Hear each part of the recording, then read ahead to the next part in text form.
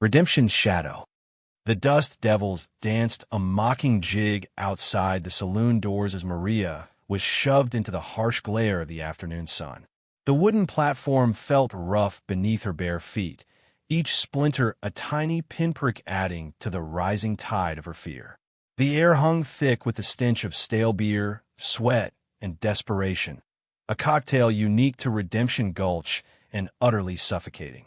From the shadowed depths of the saloon, Luke watched. The clinking of glasses and raucous laughter usually provided a dull hum in his ears, but today a discordant note rang through the room, a vibration against his very bones. He leaned against the support beam, Stetson pulled low, the brim shadowing his face. The scene unfolding outside was a familiar one in these lawless territories, a transaction of flesh and misery. Yet something about the girl on the platform, her eyes, wide and pleading, held a spark that refused to be extinguished. Maria straightened her shoulders, a fragile defiance in the face of overwhelming terror.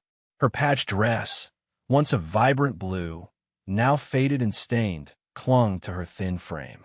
She scanned the crowd, a sea of leering faces, their gazes predatory. A knot tightened in her stomach, a cold dread settling deep within.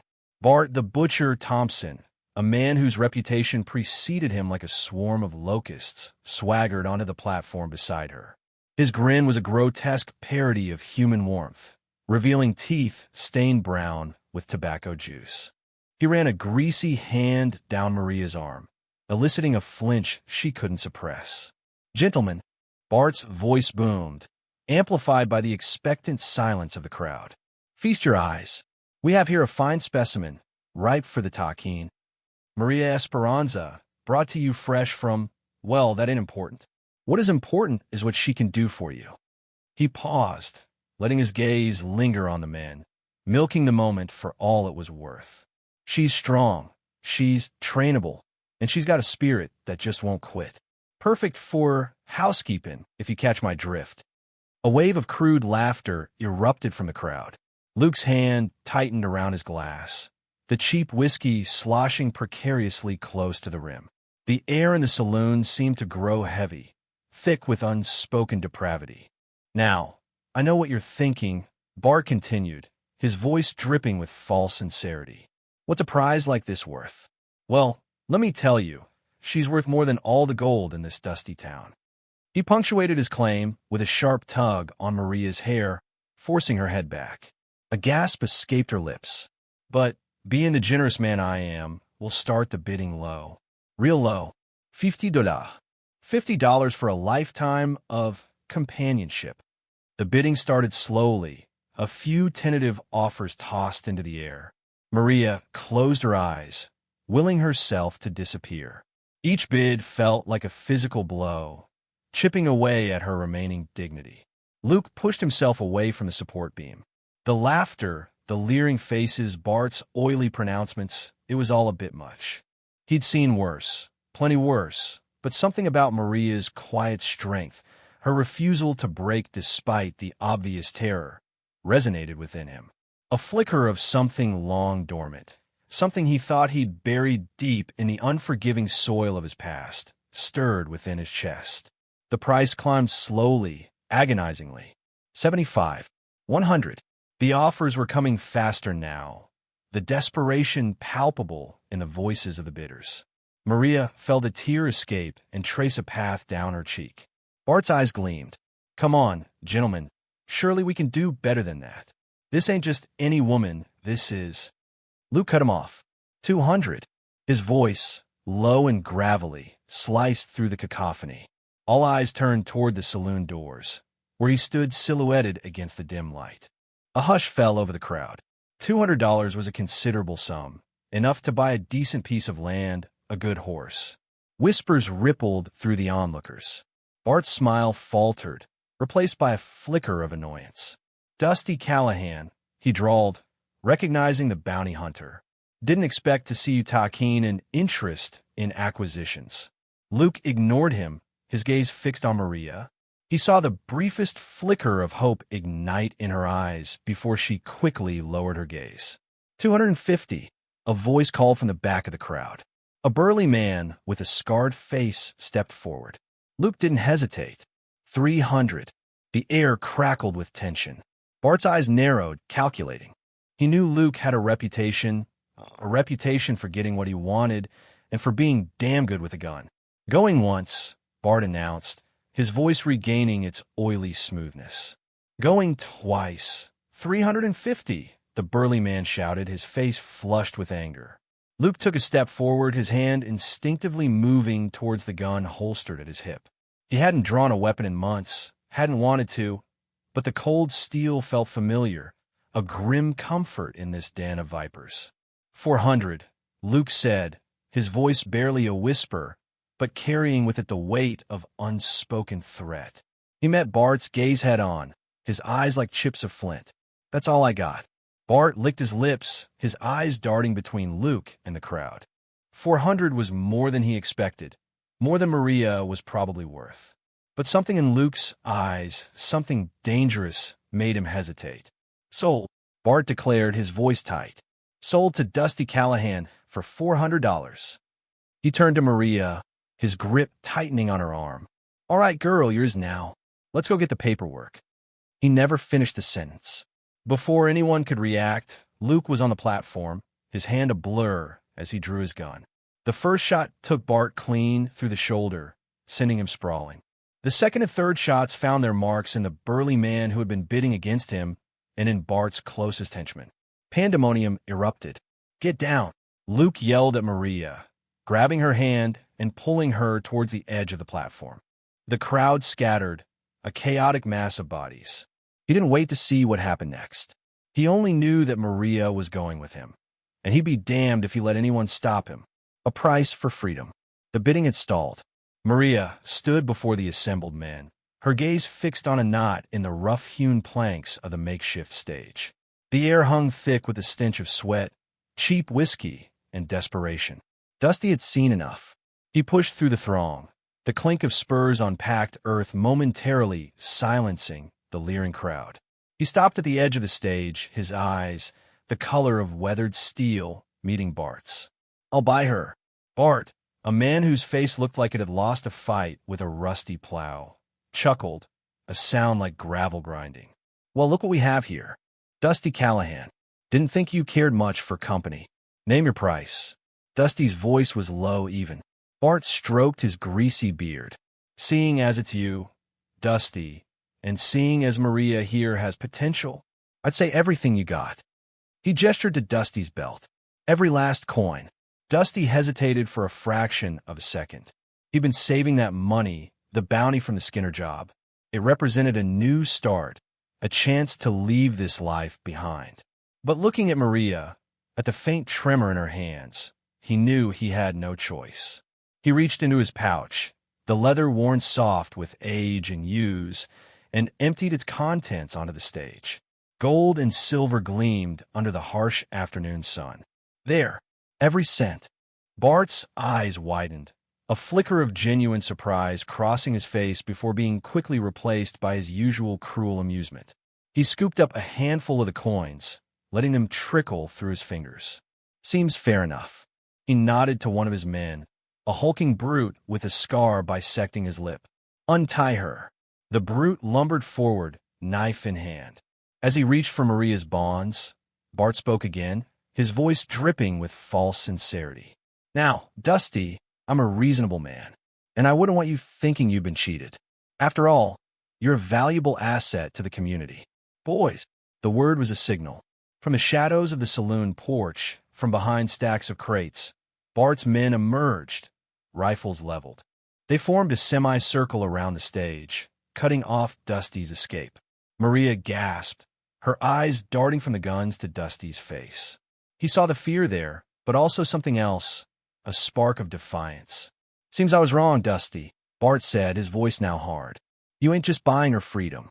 You're buying her protection. And that comes at a much higher price. He spat on the stage, the spittle landing inches from Maria's bare feet. Drop your gun, Callahan. Nice and slow. Dusty didn't move. The air crackled with tension, thick enough to taste. He knew what Bart wanted. Not just his money, but his humiliation. His death. Don't do it, Maria whispered, her voice barely audible above the murmur of the crowd, now sensing the shift in power. Dusty ignored her. He met Bart's gaze, his expression unreadable. Then, with a speed that belied his age, he moved. It wasn't a draw. It was an explosion. His Colt Peacemaker cleared its holster in a blur, the hammer clicking back with deadly precision. 2 shots rang out almost simultaneously. The brute with the knife crumpled to the ground, a crimson stain blossoming on his chest. Another of Bart's men, caught off guard, screamed as a bullet tore through his shoulder. Chaos erupted.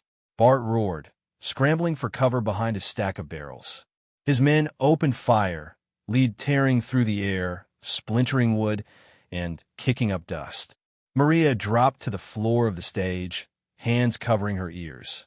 Dusty moved with a practiced grace, weaving between the hail of bullets, returning fire with lethal accuracy. He wasn't just defending himself. He was buying time. Time to get Maria out of there. He risked a glance at her, his eyes conveying a silent message. Be ready. Then, with a roar that echoed across the town square, he charged. Guns of redemption. The slap echoed in the stifling air of the saloon. Bart Thompson, face floored with cheap whiskey and cruel amusement, backhanded Maria across the face. She stumbled, catching herself on the rough-hewn bar. Luke felt a cold fury bloom in his chest. Thought you were buying a worker, Bart, not a punching bag, Luke said, his voice dangerously low. Bart's laughter was a dry, rattling sound. She needed reminding who owns her now. Callahan. You pay for her, but I run this town. And what I say goes. He spat on the floor, near Maria's feet. Now get her ready. There's work to be done. Luke's hand hovered near the worn leather of his holster. He saw the glint of anticipation in Bart's eyes, the barely concealed eagerness for a fight. He didn't want this. Not here. Not with Maria so close. But he wasn't about to let Bart touch her again. I think, Luke said, his gaze never leaving Bart's, I've changed my mind. The words were barely out of his mouth when the saloon doors burst open, framing 2 of Bart's men, rifles raised. It was a poorly executed ambush, telegraphed and clumsy. But it was enough. Luke moved. A blur of motion, a whisper of leather, and the barkeep's shotgun boomed, almost deafeningly loud. The 2 men at the door crumpled, twin holes blossoming in their chests. Simultaneously, Luke had drawn his own Colt, the familiar weight comforting in his hand. He fired twice. Bart's goons didn't even have time to scream. The saloon erupted. Tables overturned, glasses shattered, and panicked shouts filled the air. Maria was pressed against the bar, eyes wide with terror. Luke reached for her, pulling her down behind the flimsy cover. Stay down, he yelled above the din, his voice tight with urgency. I'll get you out of here. More of Bart's men appeared, drawn by the gunfire. Luke returned fire, methodically taking them down. Each shot was precise, economical, aimed to disable, not necessarily kill. He wasn't a murderer, just a man pushed too far. He used tables, chairs, even the fallen bodies as cover, moving with a speed and grace that belied his size. Bart, momentarily stunned, scrambled for cover behind the bar. He grabbed a rifle and fired blindly, the bullets ripping into the wall above Luke and Maria. Luke saw his opportunity. He kicked out a table leg, sending the heavy wooden slab crashing into Bart's makeshift barricade.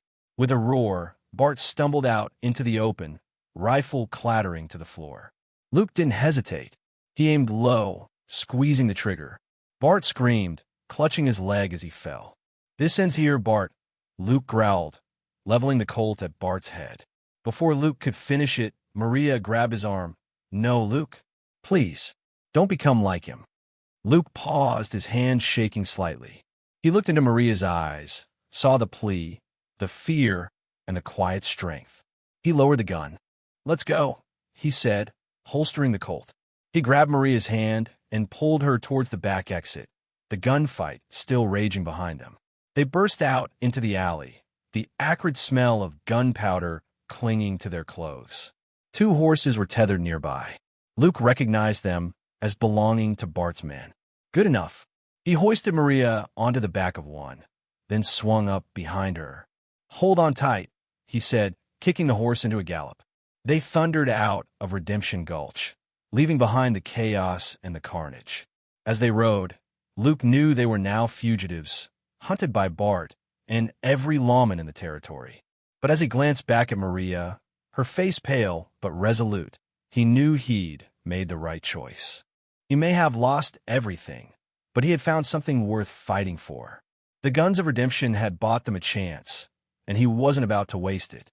Across the Badlands, the sun hammered the parched earth, each rise and fall of the horses' hooves puffing clouds of dust that spiraled briefly before dissolving in the stifling air. Maria shaded her gaze with hardened palm, the horizon a treacherous canvas of shimmering illusions that promised relief but offered only further aridity. Ahead, Luke was a dark outline against the glaring light, his features obscured by the shadow of his weathered hat. His focused scrutiny of the landscape betrayed an ever-present wariness. Days and nights blurred, each a trial by attrition in this unforgiving territory. The Badlands showed no pity. Burning days desiccated the land, leaching moisture from flesh and spirit. Freezing nights left them shivering beneath meager blankets, the immense, jeweled sky a cold and distant spectacle. Their limited provisions dwindled with each mile. Water, their most crucial resource, was doled out in miserly sips that barely dampened their throats. Food was equally scarce. Jerky, tasting of grit and sun, and biscuits that could fracture teeth. One evening, Maria caught Luke's unwavering stare fixed on a clump of withered plants clinging to the bank of a dry wash. He dismounted, his motions deliberate, and closely inspected the foliage. "Desert sage," he rasped, his voice a low rumble. "Good for fever. Make tea." Maria watched him gather the leaves, a fragile spark of optimism igniting within her. A heat had been building behind her eyes all day. That night, huddled near a small, sputtering fire, Maria swallowed the bitter brew. It was far from palatable, yet the throbbing in her head seemed to lessen. "Gracias," she croaked, her voice raw. Luke offered only a nod, his attention trained on the flickering flames. He was a man of few words, but Maria was learning to decipher his unspoken care. He ensured she occupied the warmest spot by the fire, received the initial share of water, and possessed the more comfortable saddle roll. One morning, she awoke to find his absence. A jolt of anxiety shot through her. Had he left her to fend for herself? Then she spotted him some distance away, kneeling by a stunted bush. He was carefully extracting something from the soil. He returned shortly after, his hands cradling a cluster of ripe, purple berries. "Prickly pear," he explained, extending them towards her. "Mind the spines." Maria accepted the offering, her fingers lightly grazing his. She met his eyes, glimpsing a brief exposure, a hint of tenderness that contradicted his rugged exterior. Deftly peeling the skin from the fruit, she tasted the sweet juice, a delightful contrast to days of relentless dryness. "Thank you, Luke," she uttered, the words imbued with genuine gratitude. He averted his gaze, his jaw tightening. "Don't mention it." Later, as they traversed a narrow canyon, circling vultures caught their attention. Luke stiffened, his hand instinctively moving to the rifle secured across his saddle. "Trouble brewing," he murmured, his eyes narrowing. Rounding the bend, the scene unfolded. An overturned wagon, plundered and abandoned. Two bodies lay strewn across the ground, faces frozen in a silent scream. Maria gasped, her hand covering her mouth. Luke dismounted, his expression hardening. He quickly assessed the carnage. "Bandits," he stated, his tone devoid of emotion. Traveling alone, they were. His gaze swept the scene, settling on a small, wooden box tossed aside from a wagon. He picked it up, opened it, and his brow furrowed. "Empty," he said flatly. They were after something specific. A chill snaked its way down Maria's spine. They were in perilous territory, surrounded by merciless killers who would murder for any perceived gain. She looked to Luke, her eyes pleading. "We need to leave," she whispered urgently. "Now." Luke nodded, his gaze hardening. He knew she was right. They were exposed here, vulnerable. He spared one last glance at the wrecked wagon, then back to Maria. "Let's ride," he commanded, his voice firm. He assisted her in mounting her horse, his hand lingering on her arm a fraction longer than necessary. As they urged their horses forward, a strange sense of determination solidified within Maria. She didn't know their destination or the challenges ahead, but she knew she wasn't entirely alone. She had Luke, and for the first time in what felt like a lifetime, a small ember of hope flickered within her that they might just make it through this ordeal together. Whispers of the past. Embers popped and danced from a fire into the star-strewn void.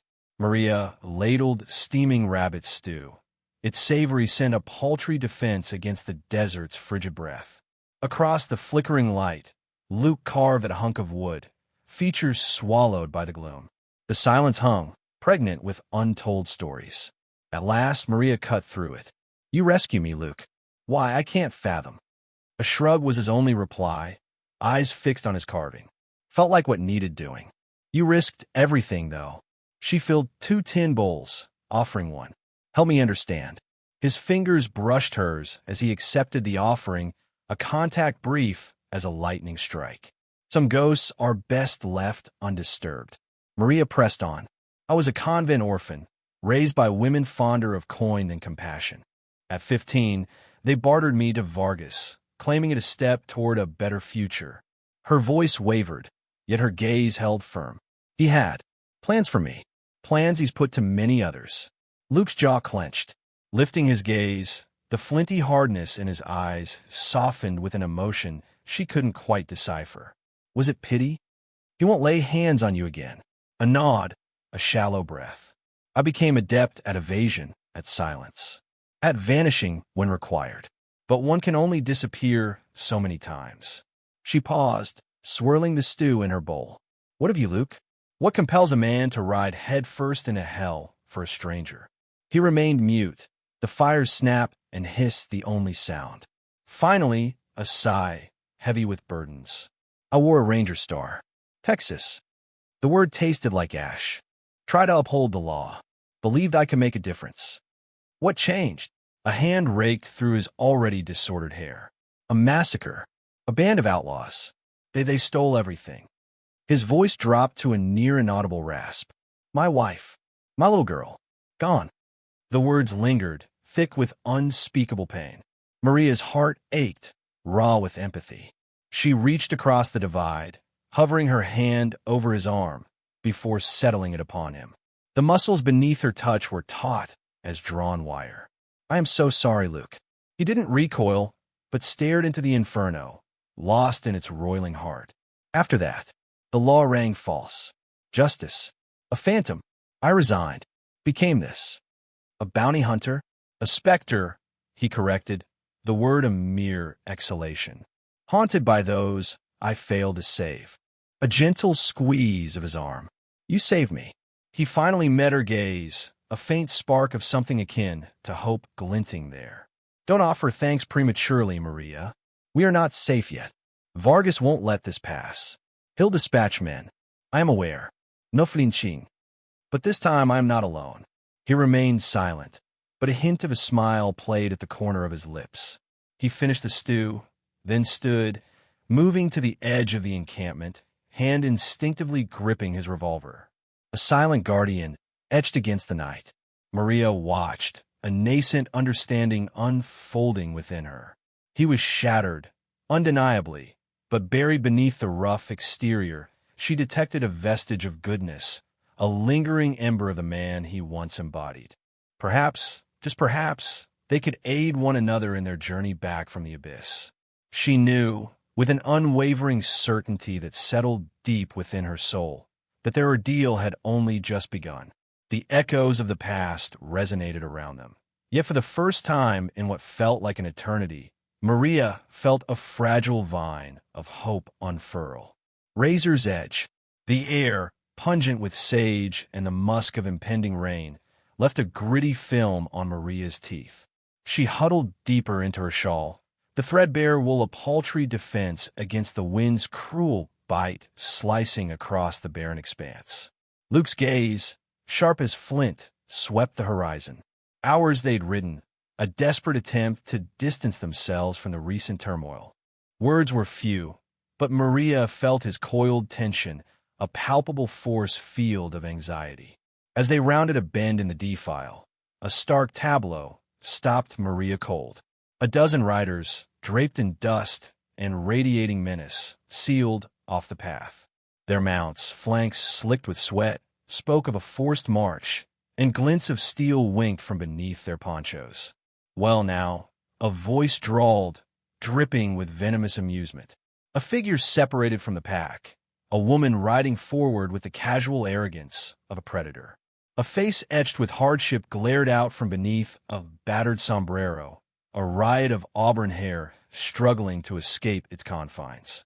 A jagged scar cleaved her left eyebrow, adding to her already formidable presence. Maria felt Luke's muscles tense beside her. "Sadie," he ground out, his tone a low growl. "Sadie Razor Reynolds." The name surfaced in Maria's mind, a chilling echo from whispered tales in forgotten saloons. Sadie's eyes, hard chips of obsidian, lingered on Luke. "Look what the desert coughed up. Dusty Callahan, what brings you to this forsaken corner?" A cruel smile twisted her lips. Or should I say, the deceased Dusty Callahan? Silence hung thick, Luke's hand hovering near the grip of his revolver. A bead of sweat trickled down Maria's temple. "Seems you've acquired some company," Sadie observed, her gaze flicking to Maria with dismissive indifference. "Matters little. What does matter is the bounty on your head, Callahan. A king's ransom, last I checked. Enough to set my entire crew up pretty for years." A low murmur rippled through Sadie's posse. Maria understood.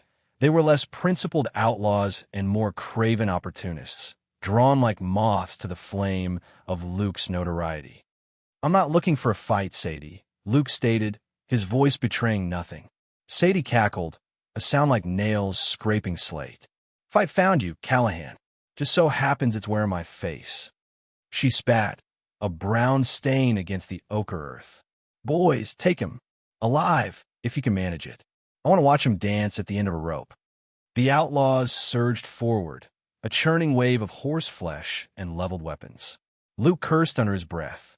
He dug his heels into Roan's flanks, propelling the horse forward and dragging Maria's mount along in his wake. They shot past the initial onslaught, the canyon resounding with a chaotic symphony of thundering hooves and snapping gunfire. "Hold on!" Luke yelled over the din. Maria gripped the reins, her pulse hammering a frantic rhythm against her ribs. Bullets zipped past, peppering them with stinging grit. She risked a glance over her shoulder. Sadie's gang was closing in, their horses eating up the distance. The canyon walls offered scant protection. Luke swerved abruptly, leaving the main trail for a perilous, rock-strewn ascent. Roan scrabbled for purchase, his hooves slipping on the treacherous scree. Maria's horse faltered, nearly unseating her. "We can't shake them this way, Luke," she shouted, her voice tight with fear. He knew she was right. They needed sanctuary, a defensible position. Ahead, he glimpsed a narrow fissure in the cliff face, barely wide enough for a horse to navigate. "There!" he roared, gesturing towards the opening. "Brace yourself." He spurred Roan forward, the animal responding with a surge of adrenaline. They reached the cleft just as the vanguard of Sadie's crew crested the ridge. Luke urged Roan into the narrow passage, pulling Maria's horse along. Jagged rocks scraped against their legs, tearing at their clothing. They emerged into a small, concealed niche, a natural redoubt shielded by the towering cliffs. Luke dismounted, helping Maria to the ground. "We make our stand here," he declared, his face etched with determination. "It's touch and go from here, Maria. A very close thing. The canyon's sanctuary." Luke pitched forward, a strangled cry forced from his throat. Cutter's ambush had been swift, merciless. Though he'd felled 3 of his attackers, one had managed to plant a poisoned dart deep into his flesh. He wrenched it free, the barbs tearing at him, leaving a raw, weeping hole. Maria's face crumpled with worry. Dusty, what happened? Dart, poison, he choked out, his vision fracturing. He kicked his horse into a gallop, instinct driving him. Kenyon, Maria stayed right with him, her slight form belying the grit she possessed in the saddle. She knew he was slipping away fast. The world dissolved into streaks of ochre and crimson beneath the oppressive sun. At last, he guided his mount toward a scarcely discernible fissure in the rock face. The canyon, a haven of emerald foliage and the soothing murmur of water, lay hidden. Sunlight pierced the narrow opening above, painting shifting mosaics on the ground. Luke tumbled from his saddle, his legs threatening to buckle. He clung to his horse for support, fighting for breath. Maria was instantly there, her touch feather-light as she examined the wound.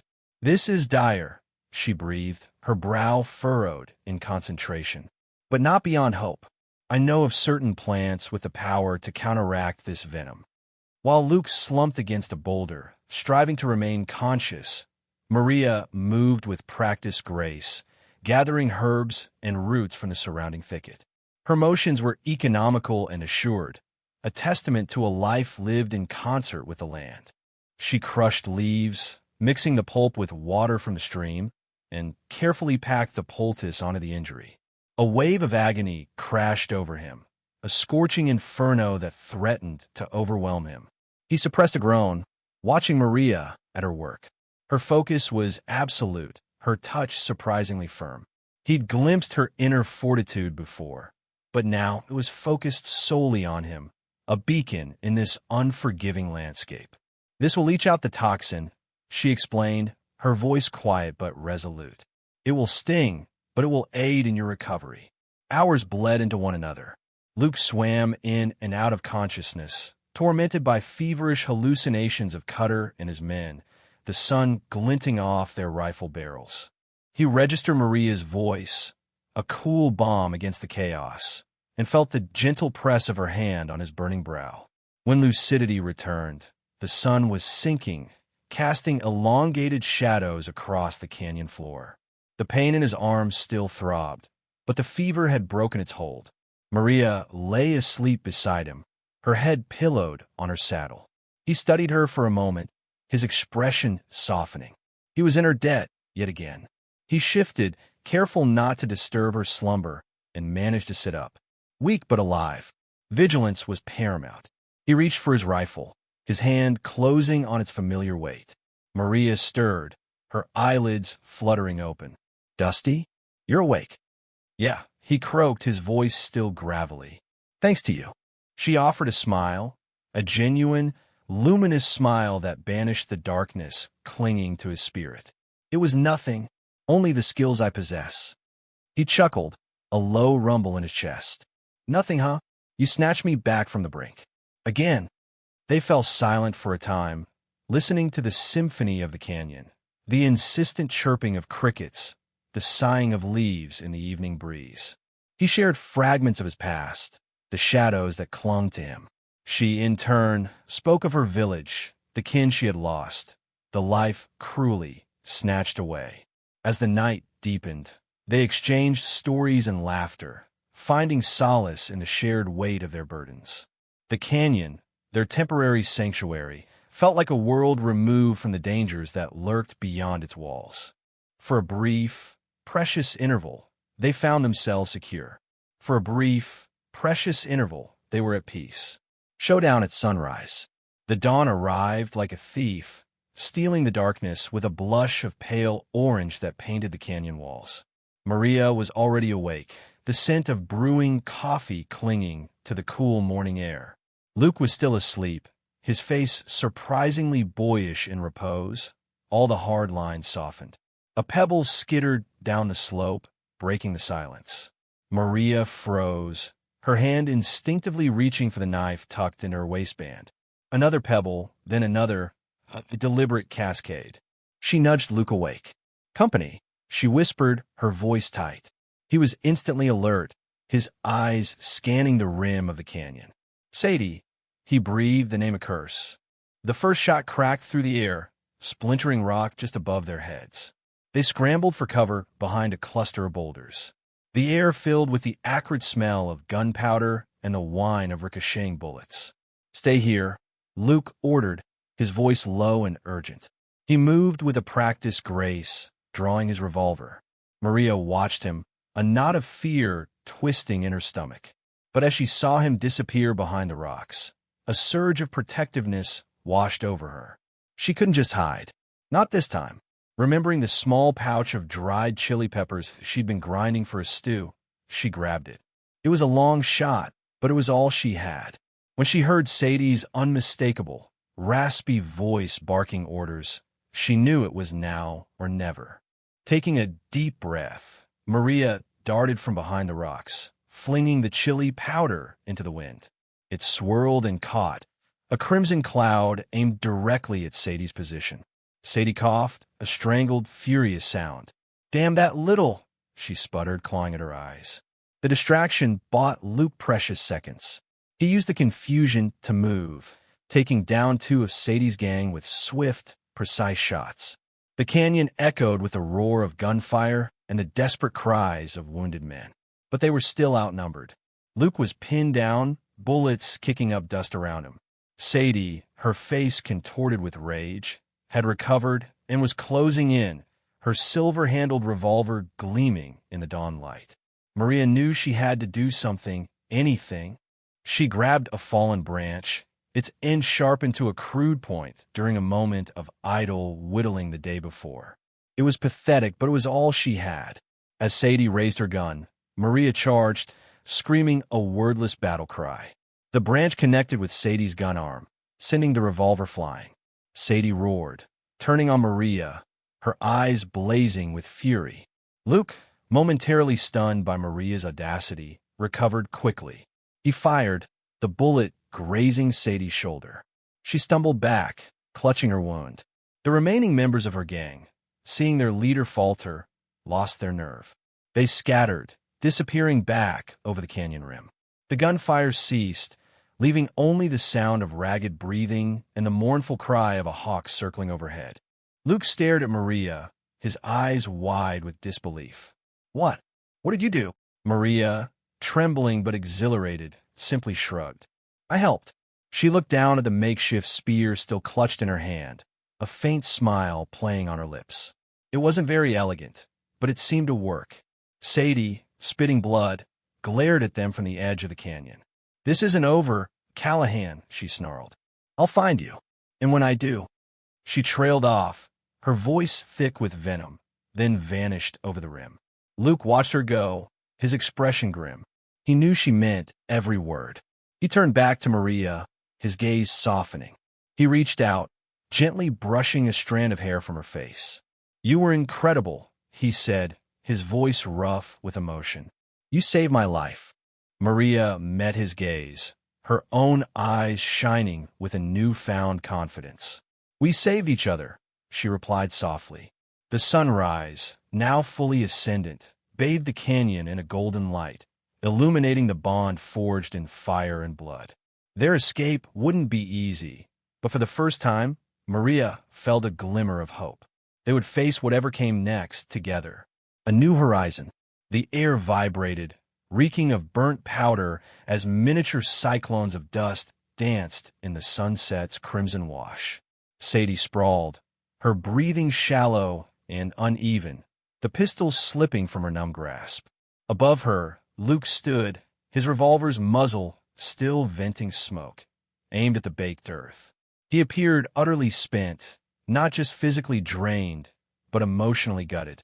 "End it, Callahan," Sadie croaked, her voice a ruined thing. "Don't turn lily-livered now." Luke's gun lowered. The muted click of the hammer, uncocking, sliced the sudden quiet. From the saloon's shadowed doorway, Maria Esperanza watched, her pulse a frantic tattoo against her ribs. She'd braced herself for vengeance, a brutal period at the end of a bloody sentence. Not this halting hesitation. "I'm not a killer, Sadie," Luke murmured, his voice a low rasp. "Not anymore." Sadie spat, a scarlet thread marring the dust. "You sentimental fool. You'll live to regret this." He wouldn't, Maria realized. This act of mercy, this quiet rejection of the role everyone had assigned him, was the essence of the man she'd been discovering. A man buried under layers of trauma, but good at his core. Luke stowed his weapon and extended a hand to Maria. She accepted it, her fingers entwining with his. The rough comfort of his palm was a grounding presence. "We're leaving," he announced, his gaze sweeping the assembled outlaws, a silent dare in its depths. Not a soul stirred. Sadie's collapse had drained their collective will to fight. They were carrion birds, feasting on weakness, and now their alpha, their sharp-to-lone predator, was prone in the dirt. Later, as they steered their horses away from town, the final embers of twilight painting the sky with furious strokes of orange and rose, Maria inquired, "Where to, Luke?" He hesitated, his gaze fixed on the distant horizon. The saddle's leather sigh and the horse's steady cadence filled the void. Finally, he replied, "Somewhere new, somewhere free of ghosts." It was a fragmentary response, yet sufficient. She didn't require directions, only his hand to hold. They journeyed for days, putting leagues between themselves and that scarred landscape. They bartered Luke's horse for passage on a westward-bound wagon train, a ragtag caravan of hopefuls and wanderers seeking a fresh start. Maria adapted quickly, using her knowledge of herbs and native remedies to tend to the sick, her quiet fortitude a solace to those around her. She witnessed Luke shed pieces of his burden with each passing day, the bleakness fading from his eyes. Years drifted by. The grit and gore of their past mellowed into memory, superseded by the simple graces of their present. They discovered a secluded valley cradled in the mountain's embrace, where the air tasted pure and the water sang a clear song. They raised a small cabin, hewn from logs and woven with dreams. They cultivated a garden, bursting with vibrant hues and the promise of sustenance. One evening, as the sun dipped below the jagged peaks, painting the heavens in a majestic opera of color, Luke sat on the porch, his arm encircling Maria. Their two children, a boy bearing Luke's quiet intensity and a girl radiant with Maria's gentle spirit, played in the yard, their laughter rippling through the dusk. "Remember that first night?" Maria asked, resting her head against his shoulder. "When you spared me?" Luke nodded, his gaze softening to tenderness. "Never regretted it for a heartbeat." "Nor have I." The silence that followed hummed with contentment, rich with the unspoken language of shared trials and enduring affection. The outlaw country, the brutality, the ever-present threat, seemed a distant, receding nightmare. They had forged something radiant from the wreckage of their past, a refuge where love and family flourished. As the sun's final sliver vanished below the horizon, drawing long shadows across the valley floor, Luke drew Maria closer. Their children raced to them, their small hands reaching for reassurance. They were a family, united by an unbreakable bond of affection and resilience, poised on the threshold of a new dawn, illuminated by the warm promise of hope. Though Sadie's face lingered in memory, it no longer evoked terror. It served only as a reminder of the man he had consciously chosen to become and the life he had painstakingly crafted. He was no longer Dusty Callahan, the haunted bounty hunter. He was Luke, a husband, a father, a man who had finally found sanctuary.